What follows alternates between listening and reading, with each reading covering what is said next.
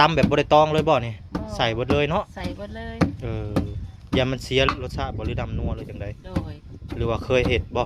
เคยแกงแบบเคยแกงแบบนี้บ่เคยแกงโอเคจางเกลือก็ใส่แป้งนัวอะไรบ่แม่นใส่เกลือ จางเกลือเบิ่งในการผดคำผดขอกเป็นยังเกาะเขาเข้มบ่แม่นยังเกาะหั่นมันพดเป็นปวกค่ะมันย่างเนาะเขาผดเป็นพวกหั่นมันพดปกติมันสิพอดีเลยผดอันบ่ทุกบ่อนเนาะแม่เบิ่งบ่มันผด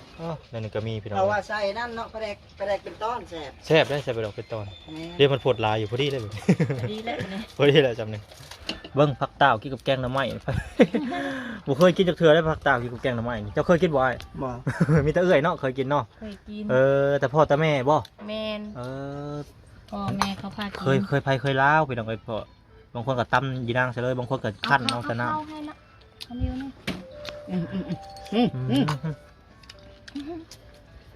พอดีผมเค็มบ่จางพอดี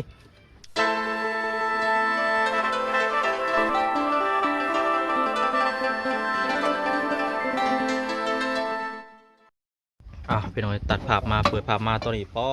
ตัวปกเป๊กทั้งเราเห็นบ้างสวัสดีสบายดีโดยกับทักทายสบายดีพ่อแม่พี่น้อง FC กับเบิดสุขุสุคนเด้อพี่น้องเด้อมื้อนี้ก็พี่น้องเอ้ยทาง FC เนาะเพิ่นก็อยากเบิ่งทางเอ้ยวันเพิ่นแกล้งหน่อไม้มื้อนี้ก็มีโอกาสเป็นเนาะต้องเผื่อสิหาโอกาสนี้ได้พี่น้องเอ้ยบ่น้อยก็ได้ครั้งแรกเลยสิเห็นทางเอ้ยเพิ่นแกล้งมื้อนี้ก็ได้ตำเพียงเอ้ยนี่ตำยานางใส่กระเบื้อใส่พริกตำยานางใส่เกลือพริกกระเบื้อพริกบดยานางพี่น้องเอ้ยตำแบบบ่ได้ตองเลยบ่นี่ใส่หมดเลยเนาะใส่หมดเลยอย่ามันเสียรสชาติบ่หรือดำนัวหรือจังไดโดยหรือว่าเคยเฮ็ดบ่เคยแกงแบบเคยแกงแบบนี้บ่เคยตองไม่ติดแกงมันส่วนร้านมีแต่ตองทางบ้านแต่ว่าบ้านเพิ่นบ่ได้ตองเนาะตำแหลกละเอียดเลยได้เลยลองเบิ่งเดี๋ยวมาเบิ่งน้ำไม้ก่อนพี่น้องเนาะคือมี2หม้อนี่แนวใดอันนี้หม้อนึงกับต้มเอาไว้จำแจ่วมื้อตัวนี้ต้มตัวนี้เอาไว้แกงเฮ้ยมีเห็ดพร้อมพี่น้องเห็ดยังก็ลืมเลยเห็ดตะปูดพี่น้องเนาะโทเอาเดี๋ยวมาแล้วนี่บ่น้อยก็สิใส่เลยพี่น้องเนาะกับเอวันแล้วก็ทางไอ้แก้วเพิ่นลองซิมเบิ่งก่อนพี่น้องว่ามันเป็นจังไดแกงเห็ดตะปูดตะปิดนี่เห็ดตะปูดมีแต่เห็ดแจ่วหมักนาวหรือว่าเห็ดแจ่วกะปิแซ่บต้มน้ำไม้นี่น้ำไม้แบบเป็นยอดก็แซ่บไปนิดนึงหายังหาบวงใหญ่ป่ะโมเมนต์อยู่นอกป่ะตัวอยู่นี่โมเมนต์ก็อยู่ใช่มันมีอีกบวงดีเดี๋ยวให้เราน้ำยังเฮียนี่เอาไปล้างก่อนพี่น้องเนาะมากินแกงน้ำใหม่นำไปวันก่อนมื้อนี้พี่น้องเอ้ยสดแกงน้ำใหม่ก็จักบาทคักหลาย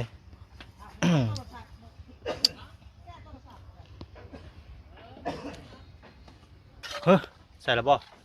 แกงเลยบ่นี่แกงเลยยินออกหนามมันเรียบร้อยแล้วใส่เลยพี่น้องใส่เลยหนามลายบ่คือสิ่งลายบ่พอดีแล้วตัวมันโบกมันน่าจะนางจืดมีข้าวเบื่ออีกบ่ข้าวเบื่อจนไหนมันสีแข็งพอดีแล้วคอยมักน้ำใสๆหลายๆเด้แม่นแสดงว่าเจ้าบ่ค่อยมักข้าวเบื่อคอยทุกกันเด้บ่อันนั้นข้าวเบื่อถ้ากินข้าวเบื่อคอยแพ้ตอนน่ะคอยยืงท้องแม่นข้าวเบื่อหลายเนาะข้าวเบื่อหลายยืงท้องเมื่อกี้คอยก็มาแข็งนี่แหละพอกินแล้วป้าโตว่าขออนุญาตพี่น้องท้องยืงเป็นท้องบอกบ้านการคอยกับมากคือการข้าวเบื่อหลายทำในน้ำมันพอดีหลายกับบอดี้ข้าวเบื่อเนี่ยเสียรสชาติมันจะเป็นต้มข้าวเปียกกับน้ำไหม้ได้เนี่ยน้ำไหม้ข้าวเปียกว่าได้แบบนี้น้ำใสๆกับบัวใสดอกแต่ว่าน้ำยีนางต้องเขียวๆนัวๆแก่จังน้อยบัวจ้างแล้วก็บัวเข้มกินพอดีพี่น้องใส่ปลาแหลกครับจริงๆแถวนะปลาแดกอันนั้นพุ่นแซ่ปลาแดกบ้านเขาปลาแดกโตบ่มีไผ่คล้ายบ่ได้บ้านนี่เนาะ เจ้าเด็กประเด็กทาประเด็กกุ้งนี่ โอ้มันกับตำเลยมันต้องผสมตำมันต้องกินกับตำปลาแดกอันนี้มันปลาแดกปรุงเด้มันจะมีหลายแนวเขาปรุงใส่มันรสเพี้ยนน้อยนึงย้ำไหมอยากให้มันแซ่บใส่เบิร์ดนะ โอ้เลยใส่เลยบ่ได้เด้แบบนี้กินน้ำบ่ได้เด้อกินเลยเด้อผู้เดียวก็ไปใส่เบิร์ดนะโอเค เพราะว่าแม่ประเด็กมันก็นัวแล้วเนาะ แมนเฮ็ดกินได้ก็แซ่บนะหน่อไม้นี่พัดต้มซุปหมอกเนาะหนึ่งอะไรหมอกก็ได้ ใส่น้ำตาลแค่นี้นะ คอยก็กินอยู่เคยกินอยู่ใส่น้ำตาลก็ได้ด้วยกินน้ำตาล ถ้าอย่านั่งเข้าละ ฮะ อันนั้น ผักขะแยงบ่ใช้ผักขะแยงอยู่ไว้ในใส่ อะไรในทุกอย่าง ถุงยางโอ้เดี๋ยวผักขะแยงล่างแล้วบ่ ย่างให้โลดเป็นล่างก่อน แป๊บหนึงเป็นเอาไว้ทางบ่หน่อยก็สิล่างอันนี้ให้เพิ่นก่อนล่างผักขะแยงให้เอ้ยเพิ่นก่อนเนาะ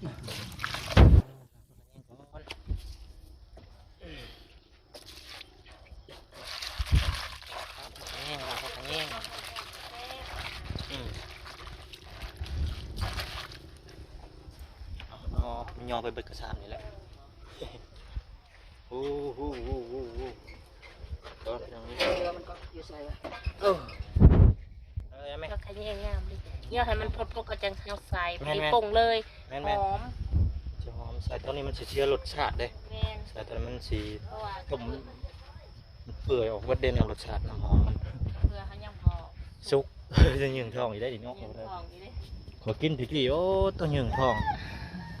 สบายดีบ้านฟินมาทางนี้พี่น้องเอ้ยสบายดี ใจดิ สบายดีเรียบร้อยพี่น้องเนาะ ขบวนนี่เบิด จั่ว ย่าอยู่คนหนึ่งสองคนกะอยากว่าไปหาสอนให้ อื นะ มแม่น มันจะพอไปเกี่ยวมันไปดู ๆน้องพี่น้องกาพูดแล้ววันที่21กับทางทีมงานก็สิได้เมื่อบัดสุคนเลยน้องพี่น้องกับพังเบิ้งบางทีกับบาลาอยู่บาปัญญาอยู่ก็ยังบ่ฮู้กันอะจั่วเบิ่งคนน้อยอะจั่วจะอิหยังอะจั่วหางหัวพี่น้องเอ้ยหยอกเพิ่นซื่อเพราะว่าอะจั่วละหัวโลด จักมันแปลว่าอะไร เนาะ ติด อ่าตอนร้านเราสิเมื่อมื้อนี้เด้ โอ้บาลาสิเมื่อมื้อนี้เนาะ คืนนึงช่างคืนเพิ่นกลับมา มา แล้วเจ้าก็พอดีมันเจ้าเมื่อต่อ จะปิดพัดลมได้หรอก พดแล้วบ่ ปวดลูก อ๋อ ให้มันอันนั้นคือยาน้ำก่อน มันจืดยานางก็จะใส่ผักขะแยงปรุง แม่น เลยเนาะ มาเลยเร็ว น้ำสิหลายชนิดนิดหนึ่งเนาะดีบ่ ไว้บ่ไว้ ก็ใส่ตัวนิดเดียวนี่เขาบ่ใส่หลายมันก็คือกันมือน้ำนะเนาะยิงทองสิ จึงท้องตอนนั้น ก็เบื่อหลาย กินข้าวเบื่อหลายมาสบายดีแก้วบ่เด้ สวัสดี อากาศอาบน้ำแล้วมันร้อนเนาะ โด มื้อแรงไปทั่วบ่เฮา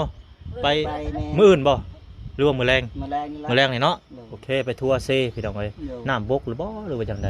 บกแล้ว บกแล้วเนาะ ที่ต้องและ2 วันแล้ว โอเคจะไปหมอวะจะไปเพิ่น นะ น่ะ ไปดีมาเดียวมา มาไปดีว้าวหัววัดเตียงเด้เห็นแฮงเลย พี่ลูกอ้ายสบายดี สบายดีโดยเห็นแฮงไรหัววัดเตียง บายก็เลยสบายดีไหมโอเค ขึ้นข้างบนไป สวัสดีเบิดมื้อมื้อนี้คนน้อยก็ได้ นะไป โอ้คนน้อยสิกินมาม่า กิน มากินมาม่าแห้งนี่มาม่าบ่มีน้ แบบำใส่น้ำปลาเออ คือเบิดอันนั้นคือบกหล่นให้เพิ่นล่ะ กินแบบนี้เลยบ่ เอา แซ่บบ่ กัน แซ่บบ่ ขลุ่นให้ลูกพี่หน่อย ลูกพี่น้อย เบิ่ง เอาซักให้มันหมุนบ่ซักให้มันหมุนเนาะกินเผ็ดยังบ่ได้เนาะกินน้ ได้หมดเลย ำกินได้เบิดคือบ่ใส่อันเลยจ้ะ นั่นแหละ เจ็ ใช้ บ พริก ใน เข้า หม้อ มา หันจะมีขนม เอามาพริกมันอยู่มันแม่นมีนี่ฮะ มีแต่อันนี้ของอดิวมันยังไม่ทันได้กินเขาก็เลยดีได้ตรงกับตรง กิน เพราะว่าให้มันกินตัวนี้ละ พอจ้ะกินนี่ก็ได้เอา เดี๋ยวมันสิทาชนะมันเอง แก้มก็กินพร้อมตายบาดดุด กิน ลำหลุดลงคอเด้อ มันกินได้อะนี่เผ็ดก็ยังมันกินน้ำหอม มวนลมมวนพัดลมหรือลมบาดนี่ คอยนอนแต่หัวแรงเมื่อคืนนี้ว่าสิไปจับเครียดได้ไปได้ไป เป็น ไหนพัดลมมาเพิ่นนอน นอนเย็นอ๋อเมื่อวานนี่ไปเปลี่ยนพัดลม นี่ มันแตกเนาะ แม่นบ่ได้เบิ่งบ่ได้กระเจ้าก็กะย่ำล่มมานั่นน่ะเขาตั้งเอาไว้ข้างบน แมนมันตกเนาะ แม่นั่นนี่หมดแล้วเนี่ย พัดลมแตกแต่ว่ามันค่าทงยางมันระเบิดบ่ออกเนาะ แม่น ถุงยางห่อไว้ นึกว่ามันเป็นสภาพเป็นหนังก็บ่ได้ชนบ่ ไปหูเนาะไปสิหู มันได้ฮอดพี่เลย แกะเบิ่งบ่ เบิ่งเอ้ามันแตกแล้ว เกลือใส่ ทางนี้จางเกลือบ่โอเคจางเกลือก็ใส่แป้งนัวอะไรบ่แม่นใส่เกลือ จางเกลืออ๋อเขาว่าเบิ่งในการผดคำผดขอกเป็นหยังก่อเขาเข้มบ่แม่นหยังก่อ หันมันพดเป็นปวกค่ะมันย่างเนาะ อ๋อเขาผดเป็นปัว หันมันพดปกติมันสิพอดีเลย ผดอันบ่ทุกบ่อนเนาะ แม่ เบิ่งบ่มันผดอ๋อนั่นนี่ก็มีพี่น้อง เอาว่าใส่นั่นเนาะปลาแดกเป็นต้อนแซ่บ แซ่บได้ใส่ไปดอกเป็นตอน แม่ เรียกมันผดหลายอยู่พอดีเลยเบิ่ง พอดีเลยนี่ พอดีเลยจำหนึ่ง ใส่เกลือเพิ่มเลย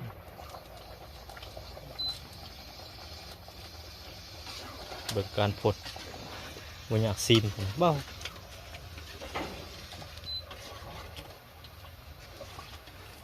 ลงไปเก็บแม่เฮยผักอะไรกินแกงมาใหม่ พักยังฮะ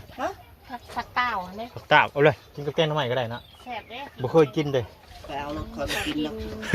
ตลอดเขาพากิน อ๋อสมัยตะกี้บ่ แม่น เออ มันแกงมาใหม่ย่ามได้คนไทยไปเก็บผักอันนี้แล้ว ผักเต้า บ้าคอยก็บ่เคยกินจากเธอเลยนี่ก็ได้ ว่า แม่น ไป เอ กิน ง แล้ว กินกับแกงมาใหม่ เออ แซ่บมันสิดีอิหยังตัวมีของให้ขนาดให้ทุกคนสิไปเก็บแล้วมันสุกดีกว่า มีแต่ใส่ผักกระแยงจะไปเก็บก็ได้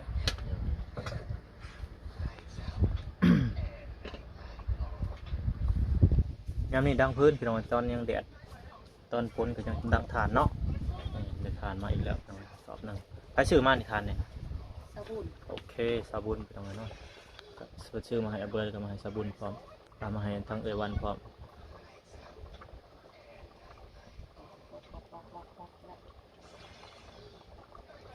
ใส่ผักกระแยงเลยบ่อ่ะจัดป้ายบันผักกระแยง แล้ว สุกแล้วสุกแล้วจืดแล้วอันข้าวเบื่อสุกแล้ว อ่าใส่ผักกระแยงไปตรงไหน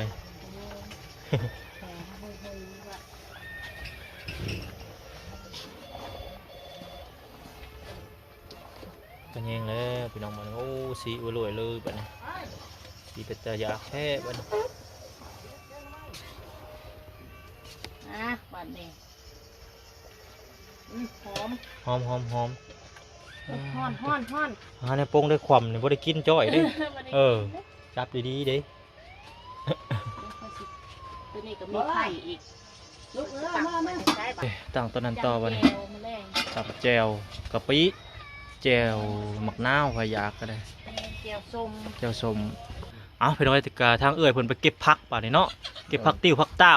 นี่ตอนนี้ก็ตักไปทีเรียบร้อยโอ้สีเป็นตาอยากตาแซ่บแท้อันนี้น้อยเนาะ แม่มา ต่อเอาเดี๋ยวข่อยก็สิกินน้ำมื้อนี้พี่น้องเนาะก็สิสดทั้งกับเอื้อยกับอ้ายเพิ่นไปกินข้าวน้ำอ้ายน้ำเอื้อยเพิ่นก่อนมื้อนี้สดผักก่อนโอ้ยเดี๋ยวผู้รอท่าเอื้อยเพิ่นมาก่อนว้าวผักมาแล้วพี่น้องเอ้ยบาดนี้ป้าบ่เคยกินจักเทื่อบัดว่าสิลองกินน้ำเอื้อยเพิ่นนี่แหละพี่น้องเอ้ยเบิ่งผักเต้ากินกับแกงหน่อไม้ บ่เคยกินจักเทื่อได้ผักเต้ากินกับแกงหน่อไม้เจ้าเคยกินบ่อ้าย บ่ มีแต่เอื้อยเนาะเคยกินเนาะ เคยกิน แต่พ่อแต่แม่บ่ แมน เออ พ่อแม่เขาพากิน เคยลาวไปน้องไอ้พ่อบางคนก็ตำยีนางซะเลยบางคนก็คั่นเอาซะน้ เอาให้นะเอานิ้วนี่ ำพอดีผมเค็มบ่จางพอดีแล้วแต่ว่าบ่เคยกินผักอันนี้ บ่กินคือกัน บ่เคยกินข่อยนี่กับแนวบ่เคยนี่ข่อยต้องลองเลยบ่น้อยก็หลาย แม่น ลองทุกอย่างได้ข่อยนี่แนวที่บ่เคยกินน่ะลองแล้วอยู่อัน อยู่เซโปนคือกันได้แนวที่ข่อยบ่เคยกินก็กินจักพักไอ้ชังอย่าคือสมพักเสียนนี่แหละบ่เคยกิน หากบ่แม่นพักเสียนจักพักไอ้ชังเขาเจ้าคั้นก็กินอีกอันนั้นก็กินอย่าว่าเจ็บท้องเบิดคืน แต่ก็กินทางอยากลองรสชาติเด้ ห้ามเรื่องเขากินเจงมาค่ะ อืม เบิ่งบงเด้อ อืม กิน อันนี้แบบ อันนั้นนะก็ สมมันยังว่าแบบสมมันน่ะ อยาก คือ กินซาหนึ่งเลนนะ ลองใบเดียวพี่น้องเอ้ยรสฮู้รสชาติแล้วบัดเป็นได้แล้ว เก็บ ปรี้ยวๆชมๆหอมเนาะ น้ำไม้ยังสมผักเต้าผักติ้วคล้ายๆคือกันอยู่ต้นก็เป็นน้ำคือกันยางก็คือกันอีกยางเขาได้ติดมือไปโทษเบิดมือแล้วบ่ได้ออกถ้าบ่ฮะก็กับมันดินนั่นสิมังทูเขาดินสิมังพอดีมื้อนี่มื้อที่หนึ่งเขาอยากจ้าง แม่น เมื่อวานเค็มเนาะ มื้อมื้อนั้นอยากเค็มมื้อเจ้าจะมื้อขอยไปเบิ่งรถไทยอะ เนาะ มื้อนี้พอดี นี่ มื้อวานนี่เนาะ เฮ็ด มื้อวานนี่อยากเค็ม แซ่บเด้อแกงเทนอมันเฮ็ดนะ นี่เฮ็ดนี่แซ่บเด้ง แซ่บ เบิ่งการโพดคือเจ้าแกงเมื่อกี้เนี่ยมันโพดบ่ทั่วก็คือว่าพอดี ถ้าแม่นปลาแดกอันที่ว่าเป็นตอนแห้งแซ่บกว่านี้ข่อยว่าเนาะนี่ก็ยังแซ่บพอแห้งอ่ะอันนี้แบบบ่ได้ตั้งเว้าเลยพี่น้องไอ้มื้อนี้หาแซ่บเลยมื้อนี้นะแซ่บกว่ามื้อก่อนมันจะบ่น้อยว่าตรงๆเลย แซ่บบ่แซ่บบ่แซ่บคือบ่แซ่บได้บ่น้อย ลดเอาน้ำให้ เอาไปมา กิน โอ้มื้อนี้แซ่บคักเลยมื้อนี้ มีผักกระแยง อืม มีเฮ็ด อืมเฮ็ดอันนี้ก็หวานเนาะ แมง ข่อยเห็นอยู่บ่ตะกี้แต่ก่อนก็ยังบ่เคยกิน เคยเห็นอยู่แต่ว่าบ่กล้ากินนะมันบ่เคยกินหั่นแหละบ่มีใครพากิน นี่แหละพี่น้อยมาอยู่ในหมู่บ้านก็หลายหมู่บ้านเนาะผู้เพิ่นพากินก็ได้หลายคนไปกินน้ำเพิ่นเพิ่นบ่เบื่อก็คือสิบ่เบื่อแหละเนาะ เพิ่นเบื่อก็สิพากันขุดคุ้มฟังให้ตะคอ เหนียว ต่อพี่น้องเอ้ยแพบ ม่อน ทั้งฮ้อนทั้งเผ็ดเข้ากันคักเลยตำหุ่งแบบกลางเว้นนี่แฮงคัก เผ็ด สิขามไปแล้วบ่นี่ สิขามมาแล้ว ขามไปแล้วขามไปอยู่น้ำพอนะแม่ ขามดานเลย ขามด้านแล้วบ่นี่อ๋อต่อพี่น้องเอ้ยมากิน กินลูก กินแกงน้ำไม้ได้บ่ กิน จูบเอาเนาะ กินคนกินได้ โอ้ กิน แต่ก็บ่ให้กินเผ็ดแห้งเด้อยันใส่คนนั่นแบบมันอันนั้น ก็มันกระเพาะอย่างกระทบกับกระเพาะเนาะกินเผ็ดแห้งไรก็ได้เด็กน้อยก็ยังใส่อ่อนอยู่พี่น้องไอ้บ่อันนั้นง่ายๆซะบ่คือผู้ใหญ่เขาได้ เขานั่งลงมากินข้าว ที่มีใบสะเดาข่อยมักข่อยกินแกงกับน้ำมัน เอ้าแม่นบ่